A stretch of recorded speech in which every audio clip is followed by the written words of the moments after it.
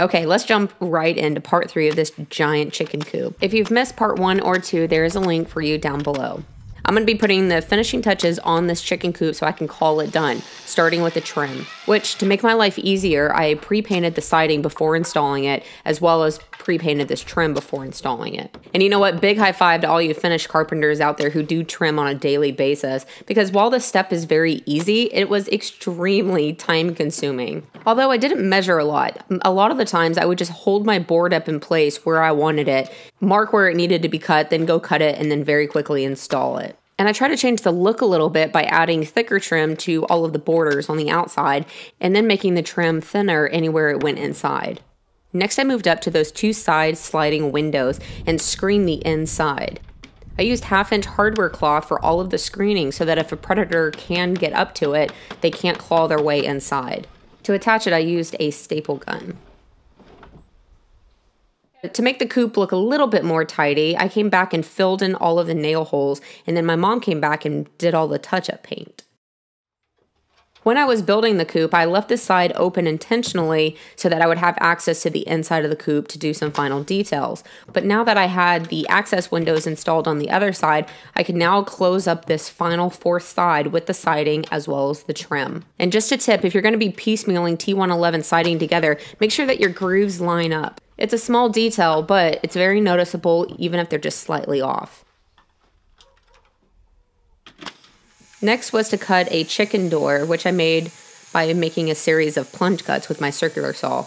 This door will stay permanently open, but then later I'll be building a second chicken door to the run portion, and that will be the door that the neighbors can open and close to let the chickens in and out. Ruin my fun. For this chicken door, you could go very simple and just do a rectangle. I'll tell you this, it will be much simpler to trim, because even though this shape is a lot cuter in my opinion, it's actually quite difficult to trim and getting all of those angles just right. So really the only tip that I have for you is to make sure that you take your time cutting those angles, and also use a level whenever you're installing it.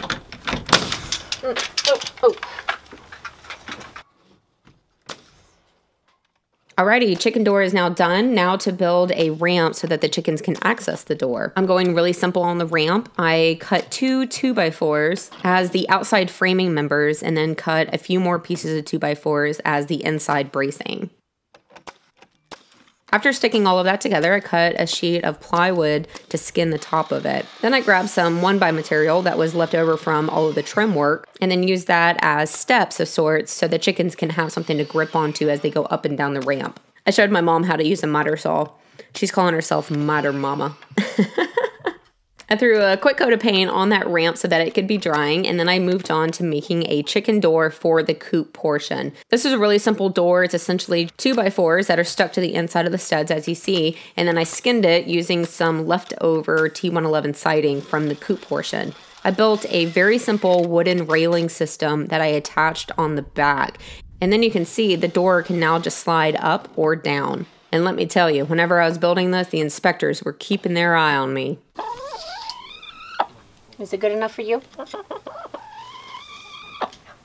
it look good enough for you? They weren't letting me get away with nothing.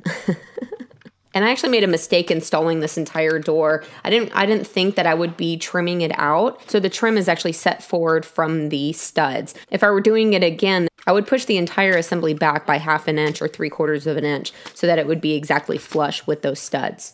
But live and learn. On to the screen door. I went ahead and made my own screen door because, well, it's a big rectangle, so it's very easy. But also, the opening I intended it to go wasn't a normal size, so it wasn't like I could just buy one off the shelf. So I first built this on the ground. As you can see, it's nothing but 2x4s. And then I moved it into place and hung it with a few hinges.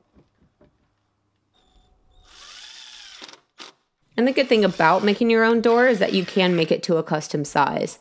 So if you need it to be wide enough to, let's say, bring in a wheelbarrow, then you can very easily do that. After getting the hinges on and making sure that the door worked as it should, I added a barrel bolt so that the door could be locked.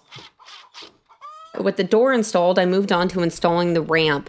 And looking back on it, I should have waited until I screened the entire run portion before installing this ramp, because trying to move around it while screening the inside was a huge pain in the butt.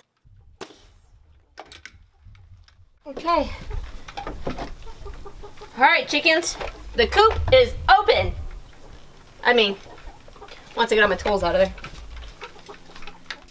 All right, the last thing to do on this chicken coop is to predator proof it. So for the inside of the run portion or anywhere else screening is needed, I'm using the 1/2-inch hardwire cloth, and I believe it's 19 gauge. I would span this from stud to stud on the inside of the run and then use a pneumatic stapler to staple it in place. 2 tips for you from my experience. 1, definitely wear gloves. This stuff will eat up your hands very quickly. And then 2, it's definitely worth your while to have a pneumatic stapler for this step. Also, I found it useful to use a 2x4 in order to get those corners nice and sharp prior to cutting them off. As you can see, I just used a right angle grinder with the cutoff wheel inside of it to cut the screening where I needed it, around any corners, but also cut it to length. I would cut it to rough size prior to installing it, but leave it a little long so that I could come back at the end and cut it to the exact size that I wanted it.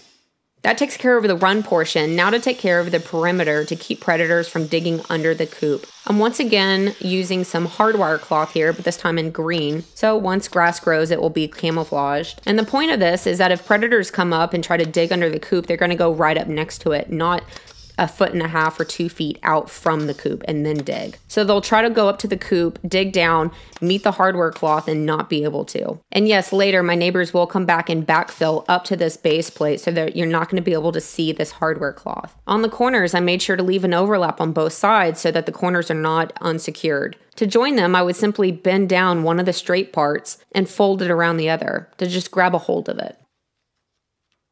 And I want to say, yep, that's the last step, guys. There was a lot of details to this build, but it was very fun, and the chickens took to their new home very quickly. Don't y'all want to go out? As you can see, the neighbors are using the bottom side of the coop portion to hang the food and the water bowls. There they go. Now they got it. Go on, babies. This was a big undertaking of a project, but it is completely doable. If you have a chicken coop on your to-do list of this size, know that it's going to cost you roughly 1/5 of the price if you build it yourself versus hiring it out to a contractor. I hope that these videos have helped you out if you have this on your to-do list. And on that note, I will be selling a full set of plans for this exact chicken coop on my website. So check in the description if you're interested. Other than that, I'm going to call it a wrap, give it over to the chickens, and I will see you next time. I just want to keep them. I like this one. Come here, babe. Get in my coat.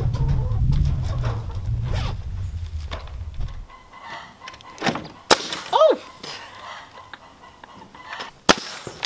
Oh!